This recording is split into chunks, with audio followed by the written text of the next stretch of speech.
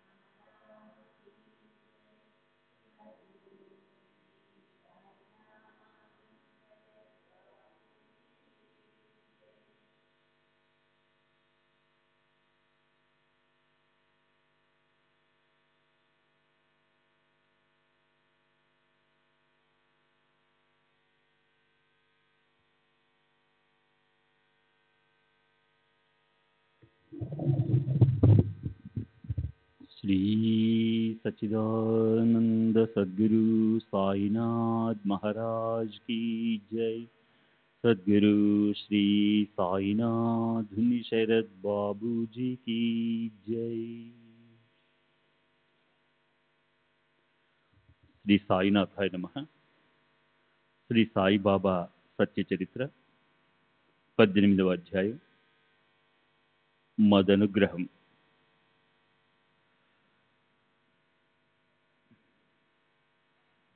సర్వశ్రేష్ఠులు నిత్యులు అయిన సద్గురు మీకు జయకారాలు. ప్రత్యక్ష పరబ్రహ్మలైన సద్గురు మీకు జయకారాలు. ఈశ్వరుణ్ణి మోహింపజేయగల శక్తిని స్వాధీనంలో ఉంచుకోగల మీకు జయం. మీరు మీ భక్తులకు అనుభవం ఇచ్చి ఆద్యంతరహితంగాను సుఖదుఖ శోక హర్షాలు ఇత్యాది ద్వంద్వాలకు అతీతంగాను ఉంటూ ఏ రకమైన మనోవికారాలతోనూ క్షుబ్ధం కాని సద్గురు మీకు విజయం కలుగుగాక. ఆత్మస్వరూపాన్ని తెలియజేయగల వారు మీరొకరే. స్నానం చేయటానికి సాగరంలోకి పోయిన ఉప్పు బొమ్మ తిరిగి బయటికి రాగలదా? అలా ఎన్నటికీ జరగదు. మీ విషయం కూడా అంతే. వేదాలు శృతులు దేనికోసం రాత్రింబవళ్ళు వాదవివాదాలు చేస్తాయో, దేని గురించి ఎవరు కూడా తర్కించలేరు, ఆ పరబ్రహ్మని మీరు కేవలం మీ వేరుతో భక్తులకు సహజంగా చూపిస్తారు. అదృష్టవశాత్తు మీ కృపాదృష్టి పరిధిలోకి వచ్చిన వారికి ఇది తమది, ఇది ఇతరులది అనే అల్పభావనకు స్థానమే ఉండదు. గత అధ్యాయంలో బ్రహ్మ చిక్కుని విప్పి స్పష్టం చేయడం జరిగింది. బ్రహ్మ జిజ్ఞాసులకి లోభమనే ఆవరణ బ్రహ్మజ్ఞానాన్ని ప్రాప్తింపజేసుకోవడంలో అవరోధంగా పరిణమించడం గురించిన వర్ణన అయింది. నా మీద కురిసిన అనుగ్రహ కథనాన్ని ఇప్పుడు శ్రోతలు ఆధారంగా వింటే మార్గదర్శకత్వం చేసే బాబా స్వభావం వారి మనసుకు అనుభవంలోకి వస్తుంది. ఇది కూడా ఓ మధుర కథ. దాన్ని నేను ఉన్నట్టు చెప్తాను. శ్రోతలు తమ శ్రేయస్సు కోసం స్వస్థ చిత్తంతో వినాలి. కథను వినాలని శ్రోతలు తత్పరులైతే వక్తిగా ఉల్లాసం, ఉత్సాహం కలిగి ఇద్దరి హృదయాల్లోనూ ప్రేమ ఉప్పెనలా ఉప్పొంగి ఆనందం చిందులు వేస్తుంది. సాయిబాబా అణువంతైన రాగ లోభాలు పెట్టుకోకుండా వారి వారి అధికారాలను అనుసరించి భక్తులకి సరైన మార్గాన్ని ఉపదేశించేవారు. గురువు చెప్పినది ఇతరులకు ఎవరికైనా చెప్తే అది విఫలమవుతుందని ఎంతమందో అభిప్రాయపడ్డారు. అయితే అది కేవలం కాల్పనికము, అర్ధరహితమైన దాంభికం. ప్రత్యక్షంగానే ఏమిటి, స్వప్నంలో చెప్పిన చక్కని ఉపదేశాలకు కూడా అందరికీ చెప్పవలసి ఉంటుంది. దానికి ఏమీ ఆధారము, రుజువు లేదు అని అంటే దానికి బుధ కౌశిక ఋషి ఆధారం ఉంది. అతను తనకి స్వప్నంలో దీక్షారూపంతో ప్రాప్తించిన రామరక్షా స్తోత్రాన్ని అందరికీ చెప్పేశాడు. సద్గురువు వర్ష ఋతువులోని మేఘమే. గొప్ప ప్రేమాతిరేకంతో ఆయన స్వానంద జలాన్ని వర్షిస్తారు. అదేమన్నా నిలువ ఉంచుకోవడానికా? కాదు, స్వయంగా మనసారా తనివి తీరా త్రాగి అందరి చేత త్రాగించడానికి. పిల్లలు చుపుకం పట్టుకుని వారి ఆరోగ్యం కోసం అమ్మ వాళ్ళని మాయబుచ్చి మందంతా త్రాగించినట్లు అచ్చం అదే విధంగా ఉంటుంది బాబా హస్తకౌశలం. ఆయన బోధనా పద్ధతి గుప్తంగా ఉండదు. ఆయన తమ భక్తుల కోరికని ఏదో ఒక పద్ధతిలో అనూహ్యంగా నెరవేరుస్తారని గుర్తుంచుకుని మరీ వినండి. సద్గురువుతో కలిసి జీవించడం ధన్యం. ఆయన గొప్పతనాన్ని ఎవరు వర్ణించగలరు? సద్గురువు చెప్పిన ఒక్కో మాట గుర్తొస్తే మనకున్న వర్ణనా పటిమ ఊవెత్తున ఎగిసిపడుతుంది. ఈశ్వరుణ్ణి భక్తి భావంతో స్తుతించినా, గురుసేవ పూజ చేస్తున్నా గురువు నుంచి ప్రాప్తించవలసిన జ్ఞానం ప్రాప్తిస్తుంది. ఇతర సాధనలు వ్యర్థమైపోతాయి. విక్షేపము, ఆవరణల వల్ల సంసారాన్ని దాటగల మార్గం అంధకార బంధురంగా ఉంటుంది. గురూపదేశం అనే కాంతి కిరణాలు ఏ అవరోధాలు లేకుండా మార్గాన్ని చూపిస్తాయి. గురువు ప్రత్యక్షంగా ఈశ్వరుడే, బ్రహ్మ విష్ణు మహేశ్వరుడే. గురువే వాస్తవంగా పరాత్పరుడు, పరాత్పర బ్రహ్మ. గురువే తల్లి, గురువే తండ్రి. దేవుడు కోపిస్తే గురువు రక్షిస్తాడు. అయితే గురువు కోపిస్తే మాత్రం ఎవరూ రక్షించలేరు. ఇది ఎప్పటికీ గుర్తుంచుకోవాలి. గురువు ప్రవృత్తికి మార్గం చూపగలవారు. పుణ్యక్షేత్రాలు, వ్రతాల విశిష్టతను చెప్పగలవారు. అదేవిధంగా నివృత్తి గురించి, ధర్మాధర్మాల గురించి, వైరాగ్యం గురించి, వేదస్థితుల గురించి వ్యాఖ్యానించగలవారు. బుద్ధిని సావధానం చేసి సత్పురుషులు స్వస్వరూపమనే సంబరాన్ని చూపిస్తారు. కుసుమకోమలమైన అంతఃకరణతో దయాపరులైన ఆ సత్పురుషుడు భక్తి గురించిన గొప్ప ఇచ్చను కూడా నెరవేరుస్తారు. అందువల్ల భక్తులకు విషయాల పట్ల వాసన అస్తమిస్తుంది. నిద్రలో కూడా జ్ఞాన దృష్టి ఉంటుంది. మహాత్ములకు కృప కలిగితే వివేక వైరాగ్యాలు కలిసి ఒకటిగా పెరిగే ఫలాలు ప్రాప్తిస్తాయి. మహాత్ముల సహవాస సఖ్యం లభిస్తే, వారి సేవా భాగ్యం కలిగితే, వారిపై ప్రేమ పారవస్యం కలిగితే స్వయంగా భక్తుల కోరికలను నెరవేర్చే కల్పవృక్షాలే అయిన మహాత్ములు వాళ్ళ కష్టాలన్నింటినీ నివారిస్తారు. కనుక నిరంతరం మహాత్ముల సాన్నిధ్యాన్ని పెనవేసుకుని ఉండాలి. మహాత్ముల కథలను వినాలి. వారి చరణాలకు వందనం చేస్తే సమస్త పాపాలు ప్రక్షాళనమైపోతాయి. లార్డ్ రే ముంబై రాజ్యానికి గవర్నర్గా ఉన్నప్పుడు అతను క్రాఫర్డ్ అనే పేరు గల ముంబై నగర మున్సిపాలిటీ కార్యాలయంలో ఓ అయోగ్యమైన పని గురించి తనిఖీ చేశాడు. అప్పుడు ప్రసిద్ధి చెందిన ఓ వ్యక్తి సాయిబాబా భక్తికి ఆకర్షితుడైనాడు. అతనికి 3 రకాల దుఃఖాలతో నిండిన సంసారం మిథ్య అనిపించడం వల్ల, వ్యాపారంలో నష్టం కలగడం వల్ల మనసులో గొప్ప వైరాగ్యం కలిగింది. అతను సామానంతా తీసుకుని ఇల్లు వదిలేశాడు. మనసులో అశాంతి చోటు చేసుకోవడం వల్ల సుదూర ప్రాంతానికి వెళ్ళిపోవాలనిపించింది అతనికి. ఎక్కడైనా సరే ఏకాంతంలో సుఖంగా ఉండాలని మనసులో నిర్ణయించుకున్నాడు. సంకట సాగరంలో పడిపోయినప్పుడు, ఆ కష్టాల కొలిమిలో కాలిపోయేటప్పుడు జీవులకి దైవం గుర్తొస్తాడు. అప్పుడు వారు దైవాన్ని అదే పనిగా పిలిచి ఆయన వెంటబడతారు. అయితే పాపకర్మాచరణ తగ్గిపోనంత వరకు దేవుడి పేరు పెదవులను స్పృశించదు. కానీ అదే నామం ఒకసారి పెదవులపైకి వచ్చిందంటే అప్పుడు ఆ జీవుల భక్తిని చూసి దేవుడు వారిని మహాత్ములతో జతగలుపుతాడు. అలాగే అయింది ఈ భక్తుడికి. అతను సంసారంతో విసిగిపోవడం చూసి అతని స్నేహితుడు అతనికి హితకరమైన ఒక సలహా ఇచ్చాడు. ఇది వినండి. ఏమయ్యా, నీవు సమర్థ సాయి దర్శనానికి షిరిడి వెళ్ళరాదు? అత్యంత దయాపరుడైన ఆ మహాత్మునికి నీ గురించి విన్నవించుకోవచ్చు కదా. ఆయన సాన్నిధ్యం ఓ క్షణం పాటు లభించినా నీ మనోచాంచల్యం వెంటనే అస్తమిస్తుంది. వెంటనే అది హరిచరణాలను ఆలింగనం చేసుకుంటుంది. అప్పుడు అక్కడి నుంచి వెనుదిరగడం కష్టమవుతుంది. దేశ దేశాల నుంచి జనులు వస్తారు అక్కడికి. సాయి మహారాజ్ చరణాలను పట్టుకుంటారు. ఆయన ఆజ్ఞానుసారం వ్యవహరిస్తారు. ఆయన్ను సేవించి తాము కోరుకున్న మనోరాధాలను ఈడేర్చుకుంటారు. అలా సాయిబాబా కీర్తి ప్రసిద్ధి చెందింది. చిన్న పెద్ద అందరికీ ఆయన తెలుసు. ఆయనకి నీపై కరుణ కలిగిందంటే నీ దుఃఖం దూరంగా పారిపోతుంది.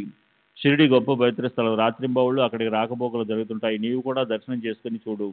మహాత్ముల దర్శనం ఎప్పటికీ శుభప్రదమే. వర్షం పడక ఉదాసీనంగా ద్రవ్యహీనంగా అయిన సమయంలో మేఘాలు అనుకోకుండా కుంభవృష్టి కురిపించినట్టు లేదా ఆకలితో వ్యాకులం చెందినప్పుడు పంచభక్ష ప్రమాణాలు పళ్ళెంలో వడ్డించినట్లయింది అతనికి. స్నేహితులు ఇచ్చిన ఆ సలహాను పాటించి అనుభవాన్ని పొందాలని మనసు కనిపించి ఆ భక్తుడు షిరిడి దారి పెట్టాడు. షిరిడికి చేరి బాబా దర్శనం చేసుకుని ఆయన పాదాలకు సాష్టాంగం చేశాడు. ఆ కమనీయమూర్తి దర్శనంతో అతని కళ్ళకు తృప్తి కలిగింది. మనసు మంత్రముగ్ధమైంది. సనాతన స్వయం ప్రకాశక నిరంజన పూర్ణ బ్రహ్మ అయిన సాయి రూపాన్ని చూసి అతని మనసు శాంతించింది. అతనికి పూర్వజన్మలో చేసుకున్న పుణ్యఫలంతో ఈ పదద్వయం ప్రాప్తించింది అనిపించింది. ఆ దర్శనంతో మనసుకి మహదానందము నిశ్చింత కలిగాయి. శ్రీ సచ్చిదానంద సద్గురు సాయినాథ్ మహారాజ్ కీ జై. సద్గురు శ్రీ సాయినాథ్ శరద్ బాబూజీ కీ జై.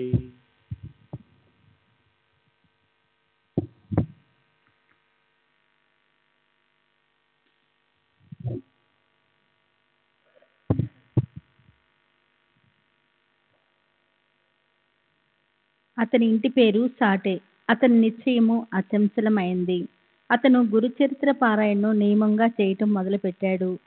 సప్తాహం పూర్తవటానికి ముందు రాత్రి బాబా అతని కల్లోకి వచ్చారు. తమ చేతిలో పారాయణ గ్రంథాన్ని పట్టుకొని బాబా అతనికి స్వయంగా అర్థం చెప్పసాగారు. తమ ఆసనంపై కూర్చొని ఎదుట సాటేను కూర్చోబెట్టుకొని గురుచరిత్ర గ్రంథాన్ని తీసుకొని బాబా నిరూపణ చేయసాగారు. బాబా గ్రంథపారాయణం చేస్తూ పౌరాణికుల్లా కథ చెప్పసాగారు. సాటే స్వస్థితంతో శ్రోతలాగా కూర్చొని ఆదరపూర్వకంగా ఆ గురు కథను వింటున్నాడు. సాటే ఆలోచనలో పడ్డాడు. ఇదేమిటిలా విరుద్ధంగా ఉంది అని అతనికి ఎంతో ఆశ్చర్యం కలిగింది. ప్రేమభావం ముప్పరి కొనగా అతని కంఠము పూడుకుపోయి, ఓ దయామయ సాయినాథ, అజ్ఞానాంధకారమనే దిండుని మెడ కింద పెట్టుకొని వాసన అనే పక్క మీద పడుకొని గుర్రు పెట్టే వారిని మీరు మేలుకొల్పుతారు. అలాంటి స్థితిలో ఉన్న నన్ను తట్టిలేపి గురుచరిత్రామృతాన్ని ఓ కృపాళు మీరు నా చేత త్రాగించారు అనుకున్నాడు. సరే, ఆ అనుభవం అయ్యాక సాటేకి పూర్తిగా మెలకు వచ్చింది. జరిగిన విషయమంతా అతను కాకా దీక్షిత్కు చెప్పి ఇలా అన్నాడు. కాకాసాహెబ్కు దీని అర్థం నాకేమీ తెలియటం లేదు. అది చెప్పగల సమర్థులు బాబాయే. బాబా మనసులో ఏముందో అర్థం కావటం లేదు. మీరే ఆయన్ని అడగండి. గురుచరిత్ర పారాయణని మళ్ళీ ప్రారంభించాలా లేక ఇంతటితో అయిపోయింది అనుకోవాలా? బాబా అభిప్రాయం ఏమిటో అడగండి. అప్పుడే నా మనసుకి శాంతి కలుగుతుంది అన్నాడు. అప్పుడు కాకాసాహెబ్ అవకాశం చూసుకొని బాబాతో సాటే స్వప్నం గురించి చెప్తూ ఇలా అన్నారు. దేవా, ఈ అనుభవంతో మీరు సాటేకి ఏం చెప్పదలుచుకున్నారు? సప్తాహం అలాగే కొనసాగించాలా లేక అంతటితో ఆపేయాలా? మీరే సాటేకు ఇందులోని అంతరార్థాన్ని స్పష్టంగా చెప్పండి. అతని మార్గం చూపండి. సాటే గొప్ప భావార్థ భక్తుడు. అతనిపై కృప చూపి అతని ఈ కోరిక నెరవేర్చండి. ఇదే మీ చరణాలకు నా విన్నపం. అప్పుడు బాబా ఇలా ఆజ్ఞాపించారు. అతన్ని మరోసారి పారాయణం చేయమను. ఈ గురుచరిత్ర చదవటం వల్ల భక్తులు పాపరహితులవుతారు. ఈ గ్రంథపారాయణం చేస్తే చదివేవారికి శుభం కలుగుతుంది. పరమేశ్వరుడు ప్రసన్నుడవుతాడు. సంసారం మోహం సమూలకంగా సమసిపోతుంది. నా అభిప్రాయం ప్రకారము బాబా సాటేకు స్వప్నంలో ఇచ్చిన అనుభవానికి మరొక అర్థము ఇదై కూడా ఉండవచ్చు. తమ చేతిలో గ్రంథాన్ని పట్టుకొని బాబా అతనికి అర్థం చెప్తున్నారు. తమ ఆసనంపై కూర్చొని ఎదుట సాటేను కూర్చోబెట్టుకొని పౌరాణికుల్లా నిరూపణ చేస్తున్నారంటే నాకు అనిపిస్తుంది కదా. భక్తులు గ్రంథపారాయణం చేసే పద్ధతిని బాబా ప్రత్యక్షంగా తెలియజేస్తున్నారని. ఏ శ్రోతరైనా ఎదుట కూర్చోబెట్టుకొని లేదా బాబా చిత్రాన్ని కానీ లేదా మూర్తిని కానీ ఎదుట పెట్టుకొని గ్రంథ నిరూపణను మధ్యలో అర్థంతో సహా చెప్తుంటే గ్రంథపారాయణ నిజంగా సార్థకమవుతుంది. సాటే చేత మరోసారి గ్రంథపారాయణం చేయమన్నారంటే సాటేని ఈ బోధ ప్రమాణంగా పారాయణం మళ్ళీ చేయమని బాబా అభిప్రాయం అయి ఉండొచ్చు కదా. బాబా ఇలా అంటున్నప్పుడు నేను బాబా పాదాలు నొక్కుతున్నాను. నాకు ఆశ్చర్యం అనిపించి మనసులో అనుకున్నాను, బాబా ఇదెలా? సాటేకు అతి స్వల్ప శ్రమతోనే ఫలితం లభించింది. నేను ఈ గ్రంథపారాయణను సంవత్సరాల తరబడి అదే పనిగా చేస్తున్నా ఫలితం దక్కలేదు. సాటేకు 7 రోజుల్లోనే దానికి ఫలితం దక్కింది. సాటే గురు చరిత్రను 7 రోజులు వరుసగా ఒకేసారి చేశాడు. నేనైతే గడిచిన 40 సంవత్సరాల నుంచి దాన్ని చదువుతున్నాను. దాన్ని గురించి మీరు పట్టించుకోనే లేదు. ఒకరికి 7 రోజుల్లో ఫలం, మరొక 7 సంవత్సరాలైనా, అంటే బాబా ప్రథమ దర్శనం అయినప్పటి నుంచి 7 సంవత్సరాలు ఫలితం దొరక్కపోవటం నేను చేసిందంతా వ్యర్థమేనా? ఆ దయామేఘము కరుణామృతాన్ని ఎప్పుడు వర్షిస్తుందా అని నేను చాతకంలాగా నిరీక్షిస్తున్నాను. అసలు అలాంటి రోజు ఒకటి వస్తుందా?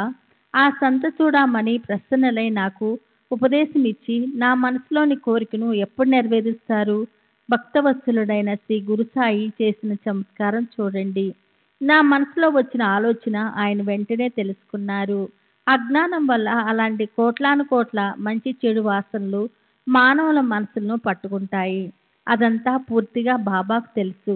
మనసుకు వచ్చే ఆలోచనలు శత్రువులకు కూడా రావు అన్న ఈ సామెత అందరికీ తెలుసు. ఇతరులెవరికీ మన మనసులోని చెడు ఆలోచనలు తెలియవు. కానీ సాయి మహారాజు మాత్రం వాటిని వెంటనే తెలుసుకుంటారు. ఎంతో దయామయి అయిన ఆ జనని ఆ దుష్ట ఆలోచనలన్నిటినీ తన కడుపులో పెట్టుకుంటుంది. పరోపకారాన్ని గురించిన చక్కటి ఆలోచనను సరైన సమయం చూసి చెప్తుంది. కనుక నా మనసులోని ఈ ఆలోచనను తెలుసుకొని బాబా నాతో ఇలా అన్నారు. లే, ఆ శ్యామగాడి దగ్గరికి వెళ్ళి 15 రూపాయల దక్షిణ వాడి దగ్గర కాసేపు కూర్చొని ఇద్దరు మాట్లాడుకోండి. వాడిచ్చిన దక్షిణ తీసుకొని వెంటనే వచ్చేసెయ్యి. సాయినాథుడు నాపై కృప చూపాలని దక్షిణ నిమిత్తంగా చేసుకొని నాతో ఇలా అన్నారు. ఇప్పటికిప్పుడు శ్యామగాడి దగ్గరికి వెళ్ళి నా కోసం డబ్బులు అడిగి తీసుకురా అని ఆజ్ఞాపించిన తర్వాత అక్కడ కూర్చునే ధైర్యం ఎవరికి ఉంటుంది? కూర్చుంటే ఆజ్ఞాభంగం అవుతుందని నేను ఆజ్ఞ తీసుకొని వెంటనే లేచి శ్యామారావు దగ్గరికి వెళ్ళాను. అప్పుడే స్నానం చేసి శ్యామారావు దోవతి కట్టుకుంటూ బయట నిలబడి ఉన్నాడు. స్నానం పూర్తి చేసి ఉతికిన వస్త్రం ధరించి అతని నోటితో నామస్మరణ చేస్తూ దోవతి కుచ్చెళ్ళు పెట్టుకుంటున్నాడు. నాతో అతను ఇలా అన్నాడు. ఏమిటి అంతరార్థంగా ఇలా మసీదు నుంచి వచ్చేసారేమిటి? ముఖము అస్వస్థతగా ఉన్నట్టుంది. ఈరోజు ఒంటరిగా వచ్చారేమి? రండి, ఇక్కడ కూర్చోండి. నేను ఇప్పుడే స్నానం చేసి దోవతి కట్టుకుంటున్నాను. నేను వెళ్ళి దేవుడి పూజ పూర్తి చేసుకొని ఇట్టే తిరిగి వస్తాను. మీరు తాంబూలం వేసుకోండి. ఈ లోపల నేను పూజ చేసుకొని వస్తాను. మరప్పుడు తీరిగ్గా ప్రశాంతంగా మాట్లాడుకుందాం. మాధవరావు ఇంట్లో వెళ్ళిపోయాడు. అప్పుడు కిటికీలో నాదభాగవతం గ్రంథం ఉంది. దాన్ని ఊరికే చేతిలో తీసుకున్నాను. అదృష్టపాశ్చాత్తు గ్రంథం తెరిచాను. ఏ భావన లేకుండా చదవటం మొదలెట్టాను. అప్పుడు ఉదయం నేను చదువుతూ అర్ధాంతరంగా ఆపిన భాగమే చదవటానికి వచ్చింది. మనసుకి ఎంతో ఆశ్చర్యం కలిగింది. ఆ రోజు ఉదయం సోమరతనంతో పారాయణ చేయడం ఆపేశాను. దాన్ని బాబా పూర్తి చేయించారు. పైగా నాకు శిక్షణ ఇచ్చారు. నియమం అంటే నియమంగా చదవటం, అది నిశ్చితాంతంగా సంపూర్ణంగా చదవకుండా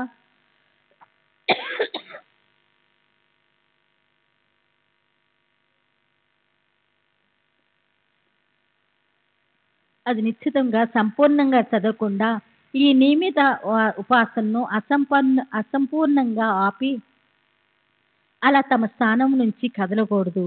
ఇప్పుడు సందర్భానుసారము ఈ నాద భాగవతం గురించి కొంచెం గుర్తొచ్చింది.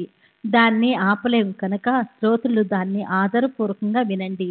గురుభక్తి రసామృతంతో పూర్తిగా నిండిన ఈ నాద భాగవతాన్ని సాయిబాబా కృపను పొందిన కాకాశాస్త్రి రోజు చదివేవాడు. అఖిల జగత్తుని ఉద్ధరించడానికి నారాయణుడు బ్రహ్మదేవుడే అనే భూమిలో దీన్ని నాటాడు. దాన్ని బ్రహ్మదేవుడు నారదుడనే పొలంలో పండించాడు. ఆ పొలంలో పండిన పంట ధాన్యాన్ని వ్యాసుడు 10 లక్షణాలను అంటే గుణధర్మాలను యుక్తంగా ప్రోగు చేశాడు. సృష్టి, ఉత్పత్తి, దైవము, వీరులు ఇత్యాది పురాణాలకి అవసరమైన 10 లక్షణాలతో యుక్తమైన శ్రీమద్ భాగవత మహాపురాణాన్ని రచించాడు. దీన్ని సుఖమహర్షి పరీక్షన్ మహారాజు అనే కళ్ళెంలో కుప్పపోసి నూర్చి వేరు చేశాడు. దాన్ని శ్రీధర స్వామి తూర్పార పట్ట చేటతో చెరిగి చెత్తను ఎరేయటంగా దాన్ని జనార్దన్ స్వామి కొలిచాడు. దాంతో పైఠానికి చెందిన ఏకనాథ్ మహారాజు రుచికరమైన పిండి వంటలతో భోజనం తయారు చేశాడు. ఆ భాగవత మహాపురాణంలోని 11వ స్కందమనే భక్తి రసమనే సౌఖ్యం ఇదే. 31వ అధ్యాయాలతో ఉన్న ఆ గ్రంథము శ్రీకృష్ణ భగవానులు క్రీడించే స్థానము. కాకాసాబ్ దాన్ని నిత్యము పఠించేవాడు. ఈ నాద భాగవతాన్ని కాకాసాబ్ దీక్షిత్తు పగటివేళ నిరూపిస్తూ ఉండేవాడు. రాత్రిపూట భావార్థ రామాయణం చదువుతుండేవాడు. ఈ గ్రంథాన్ని కూడా గురువు ఆజ్ఞను అనుసరించి దీక్షిత్ చదువుతూ ఉండేవాడు. నాద భాగవతం అంటే భక్తి సుఖామృత సారమే. అంతెందుకు, జ్ఞానేశ్వరి యొక్క మరొక అవతారమే. ఇది నిజంగా ఏకనాథ్ మహారాజు మహారాష్ట్రకు చేసిన గొప్ప ఉపకారము. ఉదయాన్నే స్నానం చేసి నిత్యకర్మ, సాయి పూజ, ఇతర దేవతల పూజార్చనలు, హారతి, నైవేద్యము మొదలైనవి పూర్తి చేసి పాలను ప్రసాదంగా కొంచెంగా ఉపహారం చేసి శ్రోతలతో కలిసి నిత్య నియమంగా దీక్షతో ఈ గ్రంథాన్ని సవివరంగా ఆదరపూర్వకంగా చదివేవాడు. దాని మాధుర్యాన్ని ఏమని వర్ణించను. దీని మాధుర్యం వల్ల భగవత్ పారాయణుడు తుకారాం మహారాజు భండారా అనే పర్వతం మీద ఏకాంతంలో 1000 సార్లు పారాయణం చేశారు. ఆ గ్రంథం మహాప్రసాదికము, దివ్యము అయినది. లోకులు ఉద్ధరణ కోసం దాన్ని చదవమని నిష్ఠాగరిష్ఠుడైన శిష్యుడు దీక్షితును సమర్థ సాయి ఆజ్ఞాపించారు. ఈ ఉద్ధవ్ గీతలో భాగవతం 11వ స్కందాన్ని ఉద్ధవ్ గీత అంటారు. ఉద్ధవుడు యాదవ కులానికి చెందిన శ్రీకృష్ణునికి సేవకుడు. అతనికి శ్రీకృష్ణుడు నిజధామానికి వెళ్లే ముందు చేసిన ఉపదేశం ఈ స్కందంలో ఉంటుంది. భగవంతుడు ప్రకటమవ్వాలని దీన్ని పారాయణం చేసే భక్తులకి అరణ్యాల్లోకి, వనాల్లోకి పోకుండానే ఆ భగవంతుడు ప్రాప్తిస్తాడు. మహాభారతంలో శ్రీకృష్ణార్జునుల సంవాదం ఉంది. శ్రీ సచ్చిదానంద సద్గురు సాయినాథ్ మహారాజ్ కి, శ్రీ సాయినాథ్ శరత్ బాబూజీ కి జై. దానికన్నా శ్రీకృష్ణ ఉద్ధవుల సంవాదం రసభరితమైనది. ఆ ఉపదేశాన్ని ఈ నాద భాగవతంలో ఏకనాథ మహారాజు ప్రేమపూరితమైన శబ్దాలతో యథాతథంగా వర్ణించారు. సరే, ఈ ప్రాసాదిక గ్రంథాన్ని జ్ఞానదేవుని జ్ఞానేశ్వరితో పాటు సమర్థ కృపాలు సాయినాథులు షిరిడీలో ప్రతిరోజు చదివించేవారు. సకారాం హరి ఉరఫ్ బాబు సాహెబ్ జోగుని ఈ గ్రంథాన్ని రావ్ బహదూర్ సాటేవాడాలో చదవమని బాబా ఆజ్ఞాపించారు. దీంతో భక్తులకు ఎంతో ప్రయోజనం కలుగుతుంది. ప్రతిరోజు బాబా ఎంతో మంది భక్తుల చేత వారికి శుభం కలగాలన్న కోరికతో ఈ గ్రంథాన్ని వారిపై కరుణతో శ్రవణం చేయించేవారు. అనుగ్రహించే విషయంలో బాబా కుశలత గొప్పది.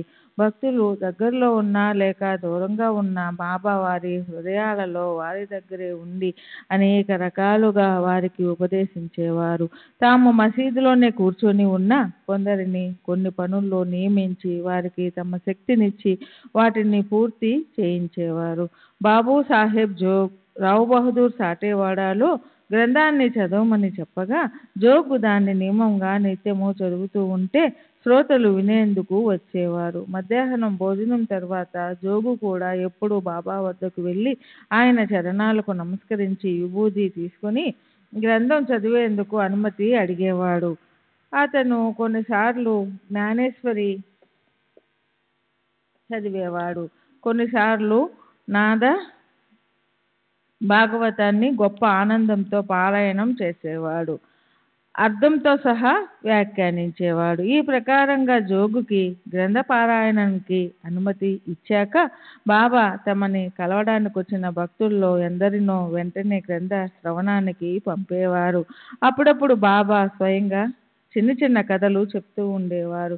శ్రోతలు వాటిని తమ శృతి పదంలో భద్రపరుచుకునేవారు. శ్రోతలు వాటిని విన్న తరువాత బాబా వారితో లేవండి, వాడాకి వెళ్ళి గ్రంథాన్ని వినండి అనేవారు. ఆ భావార్థులైన శ్రోతలు గ్రంథం వినడానికి వెళ్ళినప్పుడు గ్రంథంలో కూడా అదే కథ వచ్చేది. దానివల్ల ఇంతకు ముందు బాబా చెప్పిన కథ వారి మనసుల్లో మరింత దృఢంగా నాటుకునేది. దాని అర్థం పూర్తిగా బోధపడేది. జ్ఞానేశ్వరిలో లేదా ఏకనాథ వాణిలో బాబా కథలు పదే పదే వచ్చేవి. దానితో శ్రోతలకు ఎంతో ఆశ్చర్యం కలిగేది. ఒక్కోసారి గ్రంథంలో బాగానే చదివేటప్పుడు బాబా అలా ఆజ్ఞాపించకపోయినా బాబా మొదట్లో చెప్పిన గోష్ఠికి సంబంధించిన భాగం గ్రంథంలో జోగు చదివే భాగంలో వచ్చేది. భగవద్గీత, భాగవతం ఈ 2 గ్రంథాలే భాగవత ధర్మాల సారాభూతాలు. వీటిని జోగు ప్రతిరోజు చదివేవాడు. భగవద్గీతకి మరాఠీ టీకా జ్ఞానేశ్వరి, దాని పేరు భావార్థ దీపిక. భాగవతంలోని 11వ స్కందం ఏకనాథ మహారాజు నాద భాగవతంలోని పరమార్థం నిరూపణకి ఆధారం. సరే, ఈ భాగవతాన్ని సాంప్రదాయాన్ని అనుసరించి నిత్య నియమంగా నేను కూడా చదివేవాణ్ణి. కానీ ఆ రోజు దానికి అవరోధం కలిగింది. అందులోని ఒక కథను సగం చదువుతూ ఉండగా భక్తులు మసీదుకి పోయేందుకు బయలుదేరారు. నేను కూడా గ్రంథాన్ని చదువుతూ మధ్యలో దాన్ని అలాగే వదిలేసి మసీదు వైపు పరిగెత్తాను. నా మనసులో బాబా కబుర్లు వినాలనే కోరిక ఉంది. కానీ బాబా మనసులో వేరే ఏదో ఉంది. భాగవత పఠనం వదిలేసి వేరే పనులు చేస్తే బాబాకి సంతోషం కలగదు. కనుక నిత్య పఠనంలో మిగిలిన భాగవత భాగాన్ని బాబా నా చేత బలవంతంగా చదివించాలనిపించింది. అలా బాబా యొక్క గొప్ప ప్రేమ గుర్తొస్తే గుండె లోతుల్లోంచి ప్రేమ వరదలు ఉప్పొంగుతాయి. సరే, ఇక్కడ నాద భాగవత కథ పూర్తయింది. దానికి సంబంధించిన చిన్న కథ కూడా పూర్తయింది. మాధవరావు పూజ పూర్తి చేసుకుని బయటకు వచ్చాడు. బాబా మీకు పంపిన సందేశాన్ని తీసుకొచ్చానండి. మీ దగ్గర 15 రూపాయలు దక్షిణ తీసుకురమ్మన్నారు బాబా. సరిగ్గా నేను బాబా సేవ చేస్తున్నప్పుడే మీరు బాబాకి గుర్తొచ్చారు. ఆయన నాతో లేచి శ్యామ దగ్గరికి వెళ్ళి దక్షిణ తీసుకురా అని ఇంట్లో కూర్చొని కాసేపు అతనితో మాట్లాడిన తర్వాత తిరిగిరా అన్నాను.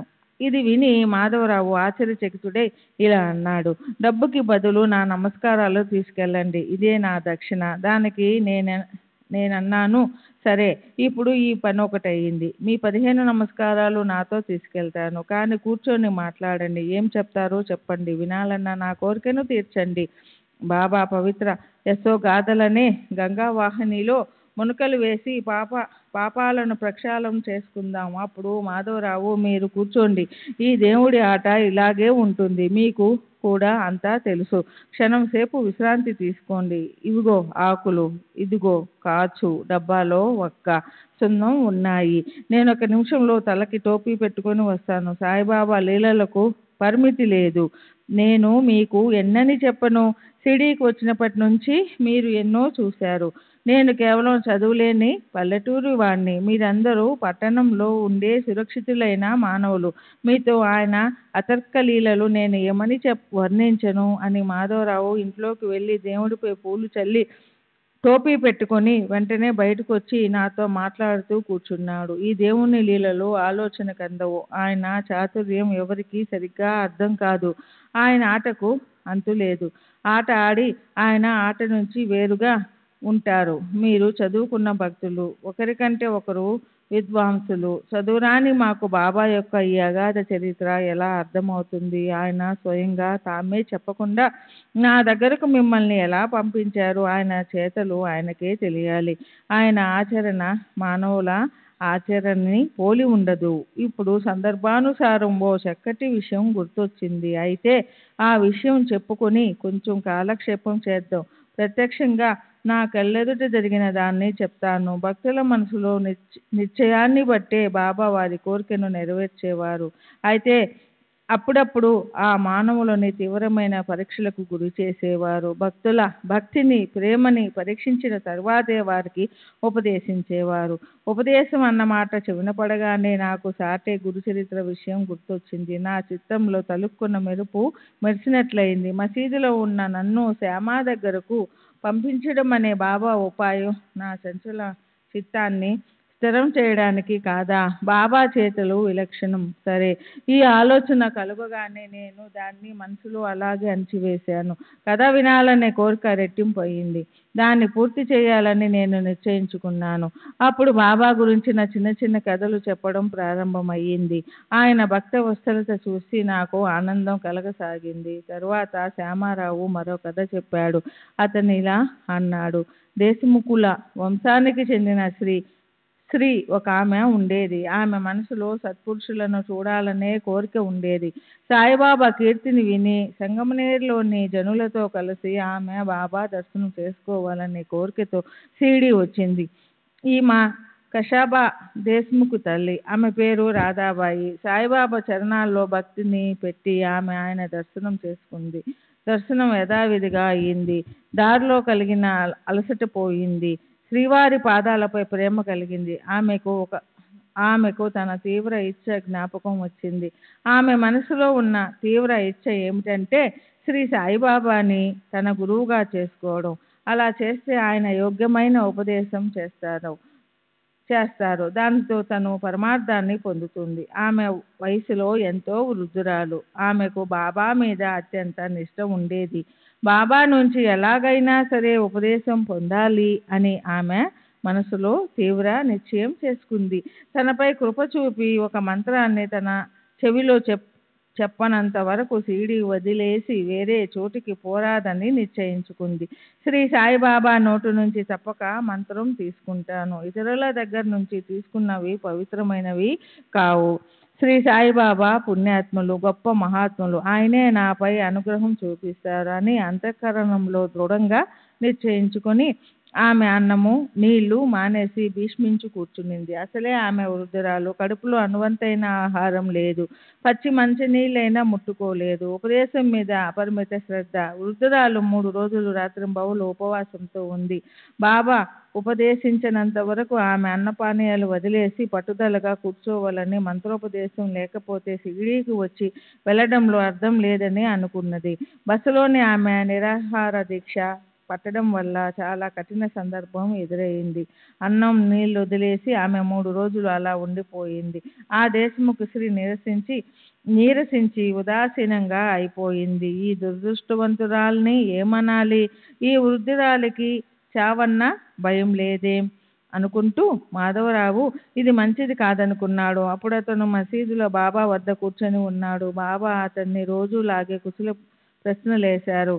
శ్యామ, ఈరోజు విశేషాలేమిటి? అంతా బాగుంది కదా? ఆ నారాయణ తేలి చాలా మితిమించిపోయాడు. నన్నెంతో బాధిస్తున్నాడు. అసలే వృద్ధురాలి మొండు పట్టు చూసి బాధగా ఉన్న శ్యామ బాబాని వెంటనే ఇలా అడిగాడు. ఇదేమి ఇంద్రజాలం దేవా? ఇప్పుడు నిజంగా ఏం చేయాలి? మీ ఆట ఇతరులకు అర్థం కాదు. ఒక్కొక్క మనిషిని మీరు ఇక్కడికి రప్పిస్తారు. వాళ్ళని గురించి మమ్మల్ని అడుగుతారు. ఈ వృద్ధురాలైన స్త్రీ ఓ కోర్కెతో 3 రోజుల నుంచి అన్నపానీయాలు లేకుండా ఉపవాసంతో ఉంది. ఆ వృద్ధురాలు మొండిది. మీ పాదాల్లో ఆమె దృఢంగా నిష్ట పెట్టుకుంది. ఆమె వైపు మీరసలు చూడడమే లేదు. ఆమెను ఊరికే ఎందుకు కష్టపెడుతున్నారు? అసలే క్షీణించి ఉన్న ఆమె మొండి పట్టుతో ఉంది. అన్నం లేకపోతే ఆమె ఖచ్చితంగా చనిపోతుందని నాకు అనిపిస్తూ ఉంది. వృద్ధురాలు ఉపదేశం కోసం సాయి దర్శనానికి పోయింది. కానీ సాయిబాబాకి దయ కలగలేదు. ఆయన ఆమె మరణానికి కారణమయ్యారని లోకులంటారు. బాబా అలాంటి దోష ఆరోపణలను కలగనీయకండి. ఆమెకు ఆమె హితాన్ని గురించిన మాటలు చెప్పండి. ఆమెపై కృప చూపి ఈ అపయశస్సు తొలగించండి. వృద్ధురాలి దేహంలో ఇప్పుడు శక్తి మిగల్లేదు. ఆమె ప్రాణాలు తల్లడిల్లిపోయాయి. ఆమె మరణిస్తే మీకు చెడ్డ పేరు వస్తుంది. వృద్ధురాలి నియమం నెరవేరడం కష్టం. దురదృష్టవశాత్తు ఆ వృద్ధురాలు చనిపోతే చాలా చెడు జరుగుతుందని మాకెంతో చింత కలుగుతుంది. వృద్ధురాలేమో మొండిగా కూర్చుంది. ఆమెపై మీరు కృప దయ చూపకపోతే ఆమె జీవించి ఉండదు. మీ నోటితో ఆమెకు ఏదైనా చెప్పండి. ఇప్పుడు అధ్యాయ పరిమితి అయిపోయింది. తర్వాత విషయాన్ని వినాలన్న శ్రోతలు కోరిక రాబోయే అధ్యాయంలో భక్తి రసంతో కలిసి నిజంగా నెరవేరుతుంది. తరువాత బాబా ప్రేమతో ఆ వృద్ధురాలికి చేసిన ఉపదేశాన్ని విచారపూర్వకంగా వింటే అవిద్య పట్టు సడలుతుంది. హేమాడు పంతు సాయి పాదాలకు శరణు వచ్చాడు. శ్రోతలకు సాష్టాంగం చేసి ఇలా విన్నపం చేస్తున్నాడు. స్వల్ప ప్రయాసతో సంసారాన్ని దాటిపోవడానికి శ్రవణ తత్పురులు కండి. సర్వులకి శుభమస్తు. ఈ ప్రకారంగా సత్పురుషులు సజ్జనులు ప్రేరణ ఇచ్చిన భక్త హేమాడు పంతు రచించిన శ్రీ సాయి సమర్థుల సత్య చరిత్రలోని మదనుగ్రహం 1 అనే పేరు గల 18వ అధ్యాయం ముగిసింది. శ్రీ సద్గురు సాయినాథ్ అర్పణమస్తు.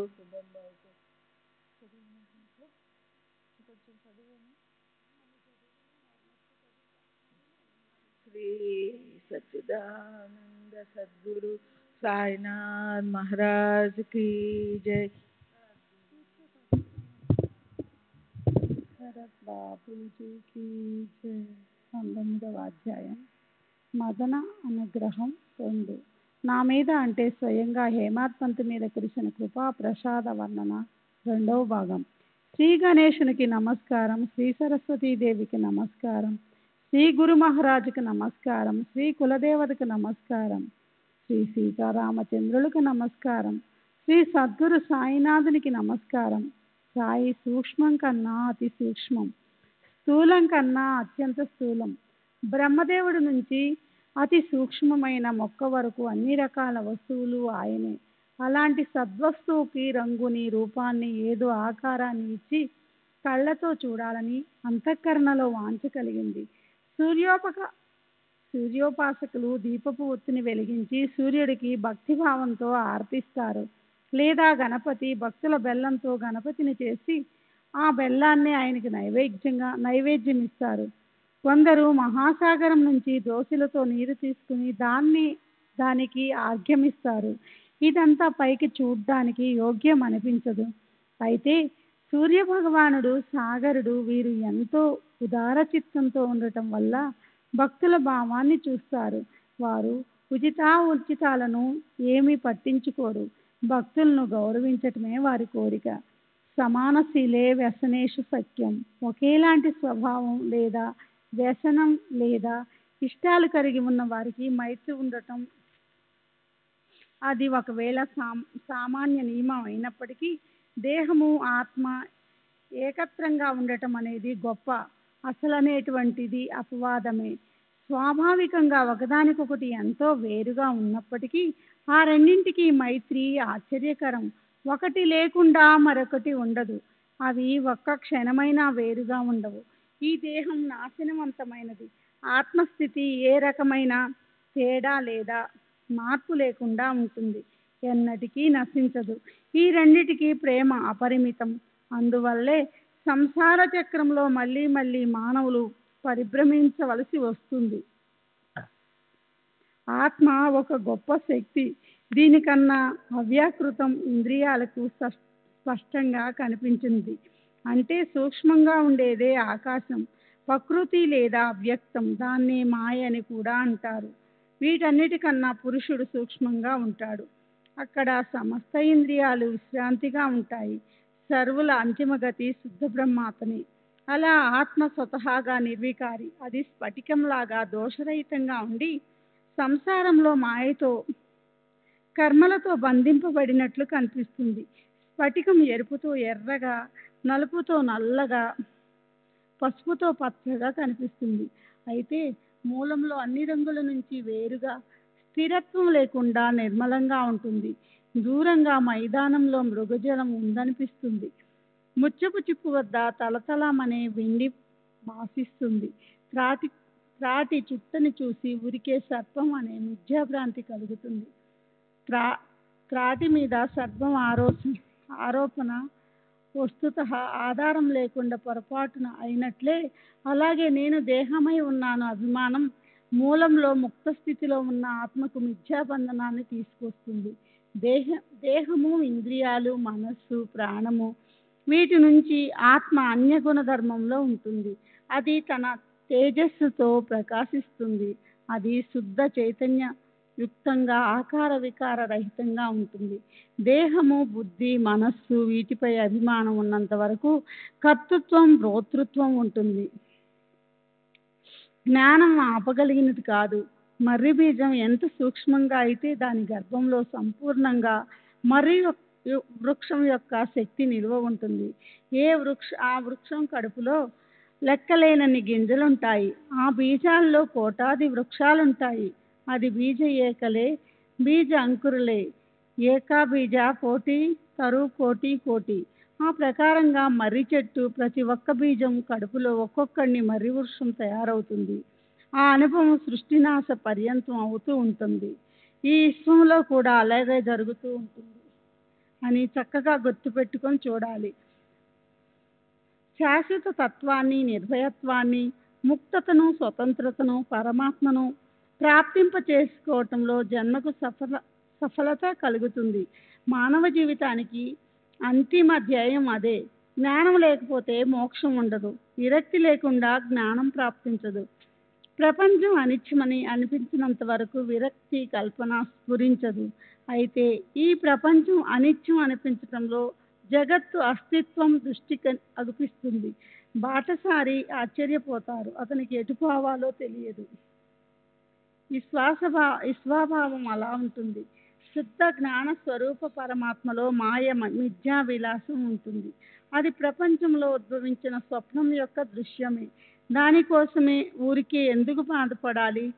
స్వప్నం నుంచి మెలకువ వచ్చాక స్వప్నం నశించిపోతుంది. కనుక స్వస్వరూపంలో స్థితమై ఉండేవారి ప్రపంచంలో కీర్తి, సత్తా, సంపత్తి ఇత్యాదులు ప్రాప్తింప చేసుకోవాలని గుర్తుండదు. సర్వము ఆత్మ యొక్క ఐక్యత అయి ఉంటుంది అనే అనుభవ జ్ఞానం కలగకుండా, ఆత్మ యొక్క నిజస్వరూపం తెలుసుకోకుండా శోక మోహాల బంధనం తెగిపోగల మరో సాధనా మార్గం లేదు. జ్ఞాన మార్గం అన్నింటిలోనూ శ్రేష్ఠ మార్గం అని బాబా రాత్రింబవళ్ళు ఉపదేశించినప్పటికీ ఆయన సర్వసాధారణంగా భక్తి మార్గాన్ని అవలంబించమని చెప్పేవారు. జ్ఞాన మార్గం మహిమ చెప్తున్నప్పుడు ఆయన ఇలా అనేవారు: జ్ఞాన మార్గం రామాఫలం వంటిది. భక్తి మార్గం సీతాఫలాన్ని ఆస్వాదించటమే అవుతుంది. దాన్ని సహజంగా సాధించగలం. ఎంతో రుచిగా, మధురంగా ఉంటుంది. జ్ఞానం అంటే బాగా పండిన రామాఫలం. భక్తి అంటే మధురమైన సీతాఫలం. రెండు రసంతో నిండి ఒకదానికన్నా మరొకటి మధురంగా ఉంటాయి. సుగంధం కూడా రెండింటికి అలాగే ఒక్కలా ఉంటుంది. రామాఫలాన్ని చెట్టు నుంచి కోసి కింద పండించి వారికి లోపలి గుజ్జు ఘాటుగా ఉంటుంది. ధైర్యంగా ఆ ఫలం చెట్టు మీదనే ఉంటే పండించిన వారికే ఆ మాధుర్యం లభిస్తుంది. రామాఫలం మాధుర్యం మంచిదన్నమాట నిజమే. అయితే అది చెట్టు మీద పండినప్పుడే అది భూమి మీద రాలి పడితే ఘాటుగా ఉంటుంది. కనుక చెట్టు మీద దాన్ని పండించటం తెలిసిన వారే దాన్ని ఆస్వాదించగలరు. సీతాఫలం కోసం మాత్రం అలా కష్టపడనవసరం లేదు. దాని మాధుర్యం కొంచెం తక్కువగా ఉంటుంది. అయితే అది ఎంతో విలువైనది. రామ ఫలానికి భూమి మీద రాలిపడే భీతి ఉంటుంది. అదేవిధంగా జ్ఞాన మార్గం అవలంబించే వారికి నిర్భయత్వం ఉండదు. వారు అనిమ, మహిమ వగైరా అష్టసిద్ధుల మీద విజయం పొందవలసి ఉంటుంది. వాళ్ళు ఏమాత్రం నిర్లక్ష్యంగా ఉండకూడదు. కనుక దయాసాగరులైన శ్రీ సాయి తమ శిష్యులకు సామాన్యంగా భక్తి, నామస్మరణలను గురించే చెప్పేవారు. శ్రీమద్ భగవద్గీతలో భగవాన్ శ్రీకృష్ణుడు అర్జునుకి జ్ఞానం కంటే ధ్యానం శ్రేష్టమని చెప్పారు. శ్రీ సాయిబాబా కూడా భక్తులకు సంసార బంధనాన్ని తెంచటానికి దీన్నే సాధనంగా చెప్పారు. సరే, ఈ విషయానికి సంబంధించిన కథను గత అధ్యాయంలో వర్ణన చేస్తూ ఆపవలసి వచ్చింది. దాన్ని నేను ఇప్పుడు చెప్తాను, శ్రోతలు వినాలి.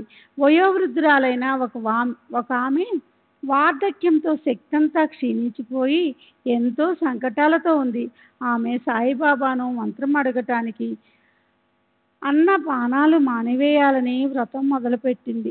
ఆమె స్థితి చూసి భయం పుట్టిన మాధవరావు బాబాతో మధ్యవర్తం చేయటానికి వెళ్ళారు. గడిచిన కథలో సందర్భం అది. సాయి మనసులోని సంకల్పాలను దర్శింపచేసి సచ్చరిత్ర అనే జ్యోతిని వెలిగించి దాని కాంతిపుంజాలు మార్గదర్శకమై అవి సాధకులు, అమాయకులైన భక్తులకు యోగ్య మార్గాన్ని ప్రాప్తింపచేస్తాయి. బాబా ఆజ్ఞతో మాధవరావు నా చేత ప్రారంభింపచేసిన అందమైన కథను మీ ముందు నడిపిస్తాను. మాధవరావు ఇలా అన్నాడు. వృద్ధురాలి నిశ్చయం చూసి బాబా ఆమెపై అనుగ్రహం చూపారు. అమ్మా, నువ్వెందుకు ఈ సత్యాగ్రహం చేస్తున్నావు? నీకు మరణం ఎందుకు గుర్తొస్తుంది? పౌడస్త్రీలను బాబా అమ్మ అని పిలిచేవారు. పురుషులను కాక, బాపు లేదా భాయి అని పిలిచేవారు. ఆ పిలుపు ఎంత మధురం! ఆ బాబా హృదయంలో జాలువారే ప్రేమలాగే ఆ పిలుపు కూడా చెవులకింపుగా మధురంగా ఉండేది. శ్రీ సాయి దీన దయాళురు, దుర్బలులు, బాధితులపై కరుణామృత రసధారను కురిపించేవారు. సరే, బాబా ఆమెను పిలిచి తమ ఎదుట కూర్చోపెట్టి ప్రేమపూర్వకంగా తమ గురుత్వం యొక్క గుప్తతాళం ఆమె చేతికిచ్చారు. ప్రపంచంలో దుఃఖ తీవ్రతను తగ్గించటానికి, భక్త చకోరాల దాహాన్ని తీర్చటానికి జ్ఞానమయమనే మేఘమనే బాబా స్వానందమనే జలాన్ని వర్షించటం గురించి వినండి. ఆయన ఇలా అన్నారు: అమ్మా, ప్రాణాన్ని ఇలా ఎందుకు కష్టపెట్టుకుంటావు? నేను కేవలం రొట్టె ముక్కను అడుక్కునే పకీరును. నా వైపు ప్రేమగా చూడు. నిజానికి నేను నీ బిడ్డని, నీవు నాకు అమ్మవి. ఇప్పుడు నా మాటలు శ్రద్ధగా విను. నీకు గొప్ప సుఖాన్నిచ్చే ఒక విశేషం చెప్తాను చూడు. నా గురువు గొప్ప ఔలియా, కృపాసాగరులు. ఆయన సేవ చేసి నేను అలసిపోయాను. అయితే ఆయన నా చెవిలో ఏ మంత్రమూ ఉపదేశించలేదు. నా మనసులో కూడా ఆయన ఎన్నడూ వదలకూడదని తీవ్రంగా ప్రయత్నించి ఆయన నోటి నుంచి మంత్రం తీసుకోవాలని ప్రబలంగా కోరిక ఉండేది. శ్రీ సచ్చిదానంద సద్గురు సాయినాథ్ మహారాజ్ కీ జై. సద్గురు శ్రీ సాయినాథుని శరత్ బాపూజీ కీ జై.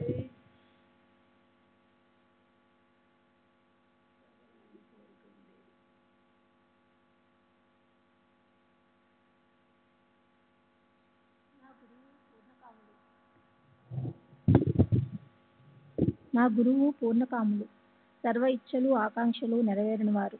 మరి ఆయనకు 2 పైసలతో ఏం పని? శిష్యులు డబ్బులు అడిగేవారిని నిష్కాములను ఎలా అనాలి? అయితే అలాంటి శంకను మనసులో రానియకూడదు. ఆయన వ్యావహారికమైన డబ్బుని స్వప్నంలో కూడా కోరరు. డబ్బుతో ఆయన చేయవలసింది ఏముంది? నిష్ఠ, సబూరీలా 2 పైసలు, మరోటి కాదు. వాటిని నేను వెంటనే ఇచ్చేశాను. అందువల్ల గురుమాత నా పట్ల ప్రసన్నులైనారు. ధైర్యం ఉంటేనే సహనం. దాన్ని ఎప్పటికీ దూరంగా నెట్టేయకు. ఎప్పుడైనా సరే, ఎలాంటి సందర్భంలోనైనా సరే ఇదే గట్టెక్కిస్తుంది. పురుషుల పౌరుషత్వం అంటేనే సహనం. అది సంతాపాన్ని, ధైర్యాన్ని తీసేస్తుంది.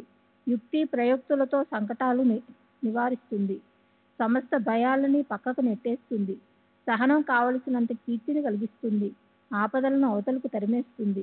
ఇక్కడ అవిధారమనే బాధాకరమైన విషయం ఎవరికి అంతుపట్టనది. సహనం సద్గుణాల రాశి. సద్విచారం అనే రాజుకి రాణి. మనుస్మృతిలో కూడా 10 సద్గుణాలలో ధృతి అంటే సహనానికే ప్రథమ స్థానం ఇవ్వబడింది. ఆ 662 శ్లోకాల్లో నిష్ఠ, సహనం అనేవి సఖ్యమైన అక్కా చెల్లెళ్ళు. పరస్పరం ఒకరినొకరు ప్రాణం. సహనం లేకపోతే మానవ స్థితి దైన్యంగా అయిపోతుంది. పండితులు కానీ, గొప్ప గుణవంతులు కానీ ఇవి లేకపోతే వారి జీవితం వ్యర్థం. గురువు ఒకవేళ స్వతహాగా సమర్థులైనప్పటికీ శిష్యుల నుంచి వారు తీవ్ర బుద్ధిని, సబల శ్రద్ధని, ధైర్యంతో కూడిన సహనాన్ని ఆపేక్షిస్తారు. రాయిని, వజ్రాన్ని సానపై అరగదీస్తే శుభ్రపడతాయి. కానీ రాయి రాయిగానే ఉంటుంది. వజ్రం మాత్రం తేజస్సుతో దగదగా మెరుస్తుంది. మెరిసేందుకు రెండింటికి ఒకే పద్ధతి అవలంబించినా రాయి వజ్రంలా మెరుస్తుందా? వజ్రం మెరుపుతో వజ్రంలా ఉంటుంది. రాయి తన గుణాన్ని అనుసరించి రాయిగానే ఉండిపోతుంది. 12 సంవత్సరాల పాటు గురుపాదాల వద్ద ఉండిపోయాను. గురువు చిన్నవాడినైన నన్ను పెద్దవాడిగా చేశారు. గురువుకి నాపై ఎంతో ప్రేమ ఉండేది. నాకు అన్నవస్త్రాలకు లోటు ఉండేది కాదు. నా గురువు మూర్తీభవించిన భక్తి ప్రేమలే. ఆయనకు శిష్యులపై నిజమైన ప్రేమ ఉండేది. నా గురువు లాంటి గురువులు అరుదు. ఆయన సాన్నిధ్య సుఖవైభవాన్ని వర్ణించలేను. ఆ ప్రేమను ఏమని వర్ణించాలి? ఆయన ముఖం చూస్తే చాలు నా కళ్ళు అరమోర్పులై ధ్యానస్థమైపోయేవి. మేమిద్దరం ఎంతో ఆనందంగా ఉండేవాళ్ళం. నాకు వేరే చూడవలసిందంటూ ఏమీ ఉండేది కాదు. నేను ప్రేమ ముప్పిరిగొనగా రాత్రింబవళ్ళు గురుముఖాన్నే అవలోకిస్తూ ఉండేవాణ్ణి. నాకు ఆకలి, దాహము ఉండేవి కావు. గురువు లేకపోతే నా మనసు అస్వస్థంగా అయిపోయేది. ఆయన తప్ప మరో ధ్యానం ఉండేది కాదు నాకు. ఆయన తప్ప నాకు వేరే లక్ష్యం లేదు. గురువే నా స్మరణగా అయిపోయారు. నిజంగా గురువు కౌశల్యం అద్భుతం. నా గురువు కూడా ఇదే కోరేవారు. అది తప్ప ఆయనకి మరే కోరిక లేదు. ఆయన నన్ను ఎప్పుడూ ఉపేక్షించేవారు కాదు. నా సంకటాల నుంచి నన్ను ఎప్పుడూ రక్షించేవారు. కొన్నిసార్లు నేను గురువు పాదాల వద్ద ఉండేవాడిని. కొన్నిసార్లు నేను సముద్ర తీరంలో ఉండేవాడిని. అయితే నా సహవాస సుఖానికి దూరం అంటూ ఉండేది కాదు. ఆయన నన్ను కృపలు నింపుకున్న దృష్టితో సంరక్షించేవారు. తాబేలు తన పిల్లలకు తన దృష్టితో ఆహారం సమకూర్చినట్లే ఉండేది మా గురువు పద్ధతి కూడా. దృష్టితోనే ఆయన తన శిష్యులను కాపాడేవారు. అమ్మా, ఈ మసీదులో కూర్చుని ఉన్న నేను ఏం చెప్తానో అది నిజమని తెలుసుకో. నా గురువు నా చెవిలో ఏమీ ఉపదేశించినప్పుడు నేను నీకు ఎలా ఉపదేశిస్తాను? తాబేలు ప్రేమ దృష్టితో దాని పిల్లలకు సుఖ సంతోషాన్ని ఇస్తుంది. అమ్మా, ఊరికి ఎందుకు దుఃఖిస్తావు? నాకు ఉపదేశించడమే తెలియదు. తాబేలు నదికి ఒక ఒడ్డున ఉంటుంది. దాని పిల్లలు అవతల ఒడ్డున ఇసుక తిన్నెల మీద ఉంటాయి. దృష్టి సారించడంతోనే అది వాటిని పోషిస్తుంది. కనుక అంటున్నాను, మంత్రం కోసం వ్యర్థంగా ఎందుకు కష్టపడతావు? ఇప్పుడు నువ్వు వెళ్ళి అన్నం తిను. ప్రాణాలను ఆకలితో అలమటించు. నీకు నా మాటల్లో శ్రద్ధ పెట్టు. నీకు పరమార్థం లభిస్తుంది. నీవు నా వైపు అనన్యంగా చూడు. నేను కూడా నీ వైపు అలాగే చూస్తాను. ఇది తప్ప నాకు నా గురువేమీ ఉపదేశించలేదు.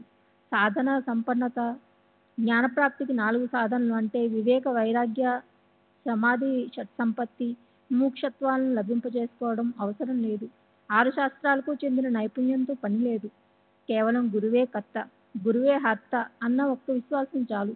కనుకే గురువు గొప్పదనం చాలా గొప్పది. గురువు సాక్షాత్ బ్రహ్మ, విష్ణు, మహేశ్వరులే. అలా గురుస్థితిని తెలుసుకున్న వారే ముల్లోకాల్లో ధన్యులు. ఈ ప్రకారంగా వృద్ధురాలికి బాబా బోధించిన తర్వాత ఆ విషయం ఆమె హృదయంలో ముద్రించుకుపోయింది. ఆమె బాబా చరణాలపై తలపెట్టి తన సత్యాగ్రహాన్ని ఉపసంహరించుకుంది. మొదలు నుంచి ఈ కథను విని అది నా మనసులోని ఆలోచనకు సంబంధించిందని తెలుసుకొని అది నాకు ఉపయోగపడేదని భావించి నా మనసుకి ఆనందము, ఆశ్చర్యము కలిగాయి. బాబా చేసిన ఈ లీల చూసి పరమానందంతో నా కంఠం పూడుకుపోయింది. ప్రేమ పరవళ్లతో ఉప్పొంగింది. ఆ ఉత్తమ ఉపదేశం నా మనసులో హత్తుకుపోయింది. నా కంఠం గద్గదమవడం చూసి మాధవరావు నాతో ఇలా అన్నాడు. చెప్పండి అన్నా సాహెబ్, ఎందుకు అలా కంటతడి పెడుతున్నారు? ఎందుకు అలా కూర్చుండిపోయారు? బాబా కథలో లెక్కలేనన్ని ఉన్నాయి, ఉందని చెప్పను. మాధవరావు అలా అంటుంటే మసీదులో గంటలు మ్రోగటం వినిపించింది. రోజు మధ్యాహ్న భోజనాలకు ముందు భక్తులు మసీదుకు వచ్చి కూర్చుని గంధాక్షతలు, అర్ఘ్యపాద్యాలు ఇత్యాది విధులతో బాబాకి పూజ చేసేవారు. ఆ తర్వాత బాపు సాహెబ్ జోగి పంచహారతి తీసుకుని బాబాకి భక్తి ప్రేమలతో హారతినిచ్చేవాడు. భక్తులు హారతి పాడేవారు. ఆ హారతిని నిర్దేశిస్తూ ఆ గంట గణగణా మోగింది. నా మనసులోని కోరిక తృప్తి చెందింది. ఇద్దరము మసీదుకు వెళ్ళాం. మధ్యాహ్నం పూట ఈ హారతిని పురుషులు, స్త్రీలు కలిపి చేస్తుండేవారు. స్త్రీలు పైన మసీదులోను, పురుషులు కింద మండపంలోనూ నిలబడేవారు. మంగళవాద్య ఘోషలో లోహపు పళ్ళెం మీద కొట్టి శబ్దం చేసేవారు. ఆ చప్పుడులో అత్యంత హర్షంతో నిండిన ఉచ్చస్వరంతో అందరూ కలిసి ఆ హారతి ఇచ్చేవారు. మేము మండపద్వారం దగ్గరకు చేరాం. అప్పుడు హారతి గొప్పగా జరుగుతోంది. మసీదు మెట్లు పురుషులతో నిండిపోయాయి. పైకి పోవడానికి కొంచెం కూడా చోటు లేదు. నా మనసుకి ఇలా అనిపించింది, హారతి అయ్యేంత వరకు కిందే ఉండాలి. హారతి అయ్యాక ఇతర భక్తులతో కలిసి పైకి బాబా దగ్గరికి వెళ్ళాలి. నా మనసులో ఇలా అనిపించడం నిజమే. కానీ మాధవరావు స్వయంగా మెట్ల మీదకు వెళ్ళి చేత్తో నన్ను కూడా లాగాడు. నన్ను బాబా వద్దకు తీసుకెళ్లాడు. బాబా తమ స్థానంలో కూర్చుని హాయిగా చిలుం పీలుస్తున్నారు. ఎదుట జోగ్ ఎడమ చేత్తో గంట వాయిస్తూ పంచహారతితో ఆయనకు హారతినిస్తున్నారు. అలా హారతి వైభవపేతంగా జరిగేటప్పుడు మాధవరావు బాబాకి ఎదురుగా కుడివైపు తను కూర్చుని నన్ను కూడా కూర్చోబెట్టాడు. అప్పుడు శాంతమూర్తి, సత్పురుషుల మకుటమణి అయిన బాబా మృదుమధుర మంజుల స్వరంతో నాతో, శ్యామారావు నీకు ఇచ్చిన దక్షిణను నాకు ఇవ్వు అన్నారు. నేను ఇలా అన్నాను, శ్రీ సచ్చిదానంద సద్గురు సాయినాథ్ మహారాజ్ की సద్గురు.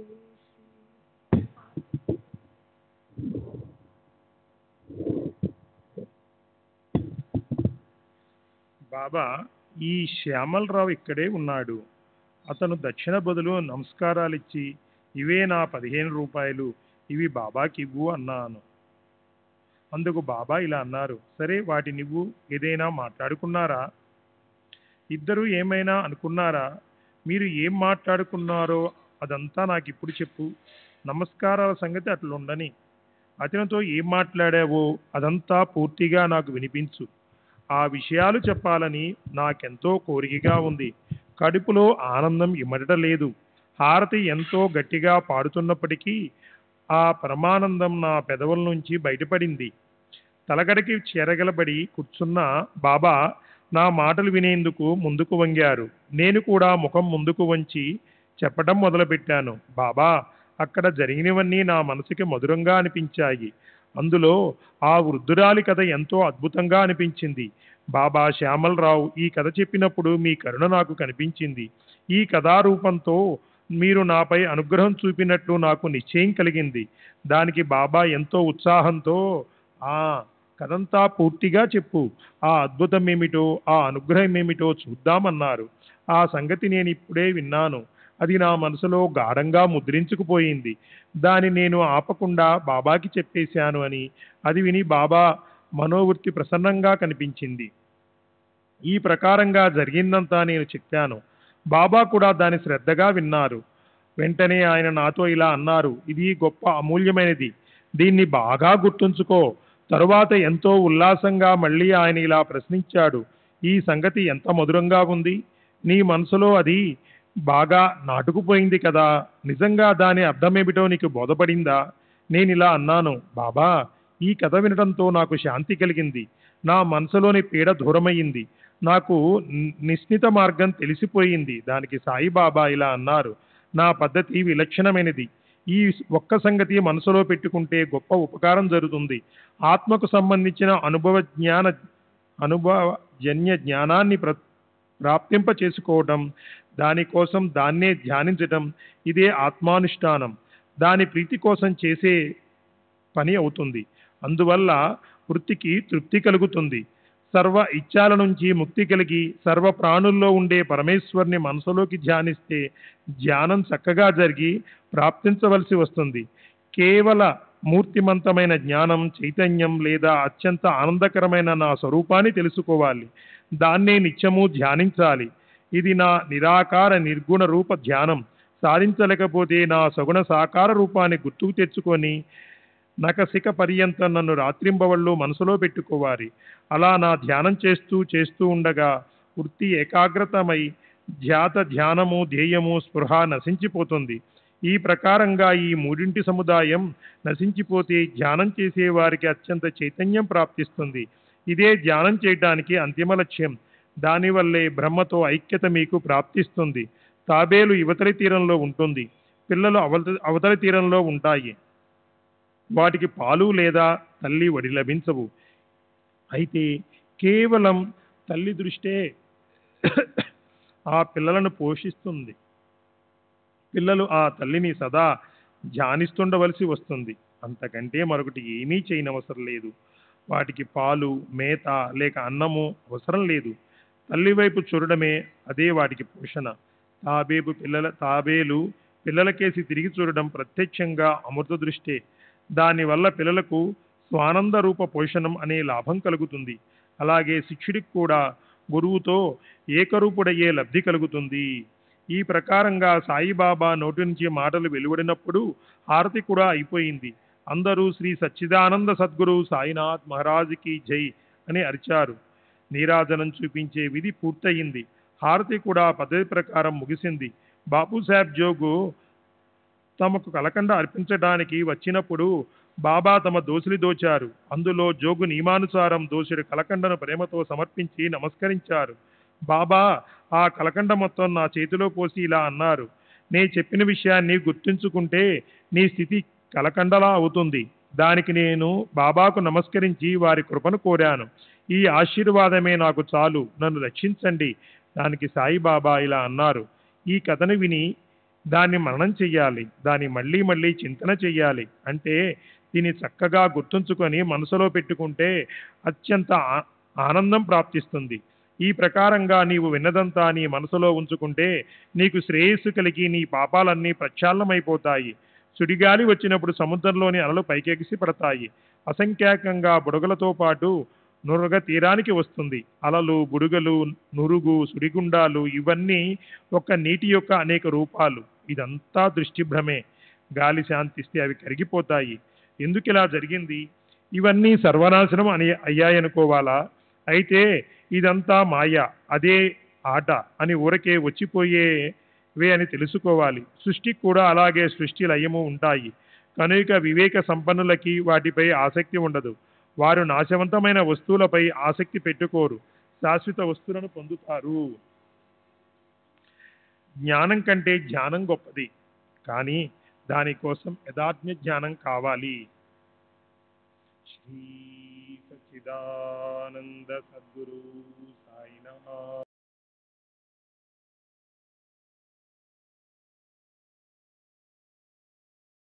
బాబూజీ की जय.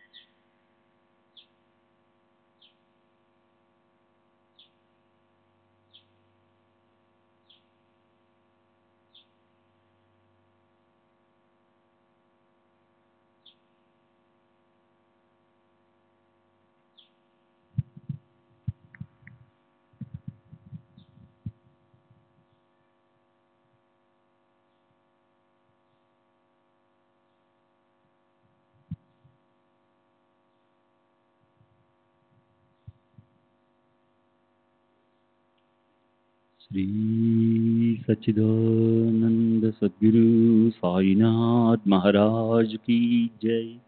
सद्गुरु श्री साईनाथ शरद बाबूजी की जय.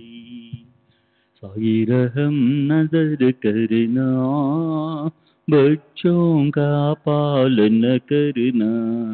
साई रहम नजर करना, बच्चों का पालन करना. जाना तुमने जगत पसारा, सब ही झूठ जमाना. जाना तुमने जगत पसारा, सब ही झूठ जमाना. साई रहम नजर करना, बच्चों का पालन करना.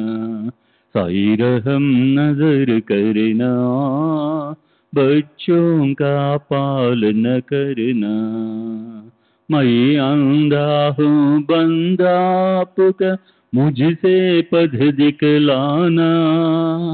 मैं अंधा हूँ बंदा आपका, मुझसे पथ दिखलाना. साई रहम नजर करना, बच्चों का पालन करना. साई रहम नजर करना, बच्चों का पालन करना. दासगणों कहे अब क्या बोलूं, थक गई मेरी रसना. दासगणों कहे अब क्या बोलूं, थक गई मेरी रसना. साई रहम नजर करना, बच्चों का पालन करना. साई रहम नजर करना, बच्चों का पालन करना. रहमो नजर करो अब मोरे साई, तुम बिना नहीं मुझे माँ बाप भाई. रहमो नजर करो मैं अंधा हूँ बंदा तुम्हारा. मैं अंधा हूँ बंदा तुम्हारा. मैं ना जानू मैना जानू मैना जानू अल्लाह इलाही रहमो नजरू करो रहमो नजरू करो अबू मोरे साई तुम बिना नहीं मुझे माँ बाप भाई रहमो नजरू करो काली जमाना मैंने गमाया काली जमाना मैंने गमाया साथी आखिर का साथी आखिर का साथी आखिर का तुम बिना कोई रहमो नजरू करो रहमो नजरू करो अबू मोरे साई तुम बिना नहीं मुझे माँ बाप भाई रहमो नजरू करो अपने मस्जिद का झाड़ू गड़ो है अपने मस्जिद का झाड़ू गड़ो है मालिक हमारे मालिक हमारे मालिक हमारे तुम बाबा साई रहमो नजरू करो रहमो नजरू करो अबू मोरे साई तुम बिना नहीं मुझे माँ बाप भाई रहमो नजरू करो। श्री सच्चिदानंद सद्गुरु साईनाथ महाराज की जय। सद्गुरु श्री साईनाथ निशरद बाबू जी की जय।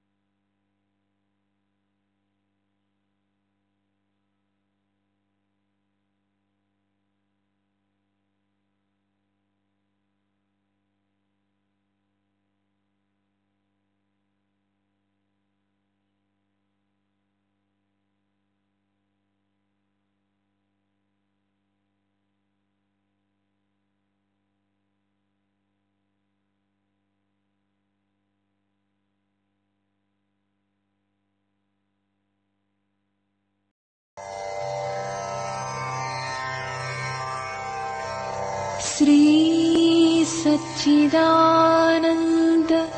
सद्गुरु साईनाथ महाराज की जय। सद्गुरु श्री साईनाथुनि शरद बाबू जी की जय।